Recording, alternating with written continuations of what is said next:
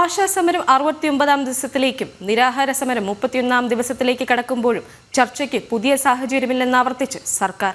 രാപ്പകൽ സമരവും അനിശ്ചിതകാല നിരാഹാര സമരവും കൂടുതൽ ശക്തമാക്കാനൊരുങ്ങി ആശമാർ. വേതന വർധന ഉൾപ്പെടെയുള്ള ആവശ്യങ്ങൾ ഉന്നയിച്ച് സെക്രട്ടേറിയറ്റിന് മുന്നിൽ ആശാപ്രവർത്തകർ നടത്തിവരുന്ന രാപ്പകൽ സമരം ഇന്ന് 68-ാം ദിവസമാണ്. സമാധാനപരമായി നടക്കുന്ന നിരാഹാര സമരം 30-ാം ദിവസത്തിലേക്ക് കടന്നു. ആശമാരുമായി ചർച്ചയ്ക്ക് പുതിയ സാഹചര്യമില്ലെന്ന് സർക്കാർ ആവർത്തിച്ചു പറയുമ്പോഴും സമരം ശക്തമായി മുന്നോട്ട് കൊണ്ടുപോകാനാണ് സമരസമിതിയുടെ തീരുമാനം.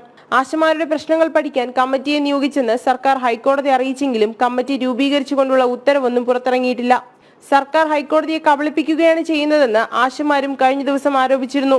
ഇതിനിടെ സർക്കാർ മുഖം തിരിഞ്ഞു നിന്നപ്പോൾ സ്വന്തം നിലയിൽ ആശാപ്രവർത്തകർക്ക് ഓണറേറിയം കൂട്ടി നൽകാൻ തീരുമാനിച്ച തദ്ദേശ സ്ഥാപന ഭരണാധികാരികളെ ഈ മാസം 21-ന് സമരവേദിയിൽ വെച്ച് ആദരിക്കും.